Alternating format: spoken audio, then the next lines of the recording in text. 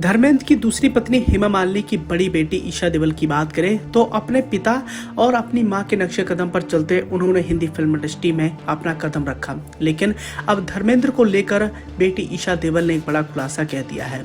जानकारी के लिए बताना चाहेंगे कि देओल फैमिली बॉलीवुड की सबसे चर्चित फैमिली में से एक है, लेकिन इसी कड़ी में ईशा देओल ने अपने पिता धर्मेंद्र को लेकर एक बड़ी बात कह डाली है। आइए चले जानते हैं कि ईशा देओल ने धर्मेंद्र को लेकर क्या कहा है।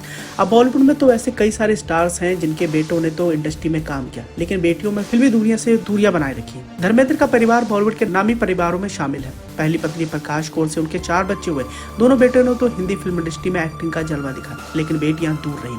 हेमा के साथ शादी के बाद भी उनकी 2 बेटियां हुई, जिनसे सिर्फ ईशा देओल पर्दे पर एंट्री ली। धर्मेंद्र और हेमा मालिनी की लाडली ईशा देओल ने 22 साल पहले बोनी कपूर की फिल्म कोई मेरे दिल से पूछे से अपने अभिनय करियर की शुरुआत की थी। एक प्रतिष्ठित फिल्मी परिवार जहां दोनों मम्मी पापा के साथ दोनों सौतेले भाई सनी देओल और बॉबी देओल इंडस्ट्री का बड़ा नाम रहे। उनके लिए बॉलीवुड में एंट्री करना इतना भी आसान नहीं था, और इसका कारण रहे उनके पापा धर्मेंद्र। लोगों को लग रहा था कि ईशा देओल अगर हिंदी फिल्म इंडस्ट्री की तरफ रुख करेंगी तो उन्हें आसानी रहेगी, क्योंकि उनके बड़े भाई सनी और बॉबी दोनों हिंदी फिल्म इंडस्ट्री के चर्चित कलाकार थे, और खुद उनके पिता धर्मेंद्र हिंदी फिल्म इंडस्ट्री के ही मैन कहलाए गए। लेकिन सबके बावजूद उनका एक्टिंग डेब्यू इतना भी सफल नहीं रहा। होता ही हुआ कि ईशा देओल ने अपने इनिशियली डेज को याद किया जब उन्हें एक्टिंग में आने के लिए अपने पापा को मनाना पड़ा था।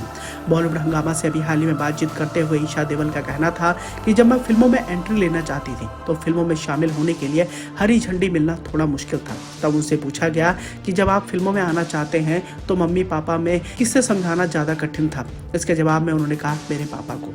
किसी और चीज़ की वजह से नहीं, बल्कि इसलिए कि वह पुरुष के रूप में ज़्यादा प्रोटेक्टिव है और वो हमें प्राइवेट रखना चाहते थे। वहीं दूसरी तरफ मैं पूरी तरीके से एक्साइटेड थी और इंडस्ट्री में उड़ान भरने के लिए तैयार थी। वैसे आपकी जानकारी के लिए बताना चाहेंगे कि ईशा देओल ने देश के जाने माने बिजनेसमैन भरत तख्तानी से शादी की थी, और इन दोनों की शादी अब तलाक में तब्दील हो चुकी है, और ईशा देओल अब दोबारा से हिंदी फिल्म इंडस्ट्री में जबरदस्त वापसी के लिए तैयार है।